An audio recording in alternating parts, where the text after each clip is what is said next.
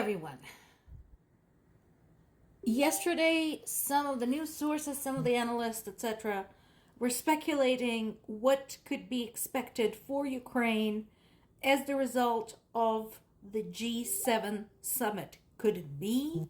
Could it be possible to sow the seeds for some type of conclusion to the war in Ukraine? And even then, I said no. And here's why. Because international politics is a big, unwieldy beast that moves with the agonizing slowness of an iceberg. Notice this. G7 leaders ready to consider granting military production licenses to Ukraine. Ready to consider. So they haven't considered yet. They're now ready to consider. Then they have to consider, come to some kind of a conclusion, and then grant military production licenses to Ukraine. This at the time where Ukraine's military expertise and weapons manufacturing expertise has been made plenty clear. Is it frustrating? Yes. It is insanely frustrating, especially considering how long Ukraine has been a punching bag between Europe and Russia. So now everybody was very complimentary, everybody was praising Ukraine's endurance, etc., etc. But again, the whole we are ready to consider this, that, and the other thing is frustrating because I don't want them to consider. I want them to do. Meanwhile, Ukraine continues to Ukraine, basically, and brings the war firmly onto the Russian territory, striking an oil refinery in Moscow. Now, remember when I told you about Moscow and St. Petersburg, that they're not just two big cities. There's so much stuff there, industrially, militarily, economically, politically, so much. So there's plenty of targets.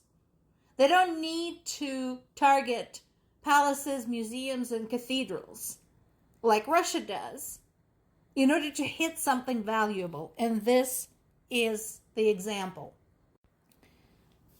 There are now many videos, again, posted by people in the area, something that Russian government cannot control, of the clouds of thick black smoke rising into the sky. And people are complaining about what they're calling oil rain, which is very similar to what we saw recently when Ukraine had struck one of the other refineries along the Black Sea coast. Although this is not nearly as bad. In addition, Ukraine had struck a sanctioned tanker which belongs to Russia's Shadow Fleet, as well as multiple military logistics facilities and command posts in the occupied territories. And again, this is all part of the same strategy. Make the occupied territories not feasible for Russia to hold on to. Make them unbearable, ungovernable, unsurvivable. And one of the biggest pieces in this particular strategic puzzle, of course, is Crimea. 12 years after Russia had annexed Crimea illegally, I think a lot of them are having second thoughts because Ukraine is on track to basically isolate Crimea.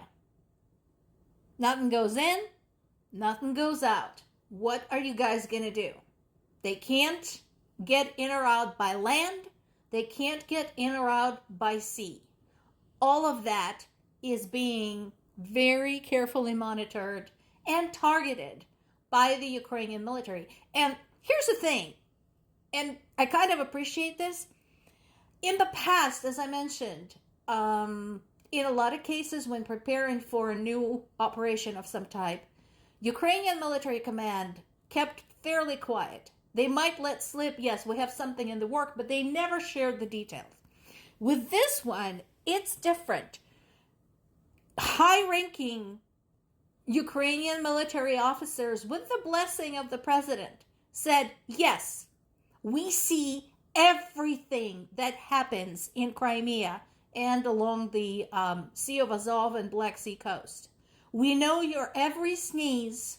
We know where you are. We know where your shit is. If you so much try to move a toe, we will know and we will fire. And that is pretty badass. In response, and no doubt, trying to somehow deal with the fallout after the horrific strikes against one of the holiest places in Kyiv and setting on fire an 11th century cathedral. Russia had fabricated yet another piece of propaganda claiming Ukrainian drone had struck a bus carrying Belarusian children's football team. That is a lie. Ukrainians don't do that. And again, we have established that Ukrainian drones are much better in terms of precision strikes than anything Russians can even imagine. There are videos of drones flying into the hatches of tanks, long distance.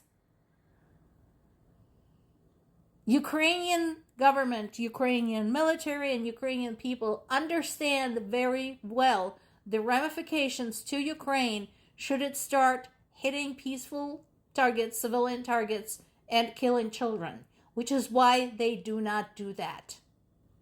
This is all bullshit fabricated by Russia without any proof. And I once again would like to show, point you toward the trend. Whenever Ukraine hits something, it brings receipts and says, this is what was there, here's the smoke, here's the buildings, here's the layouts, here's the telemetry, here's the satellite imagery. So when they are responsible for hitting something, they announce that they're responsible for hitting something. Do not buy into this crap. More to come.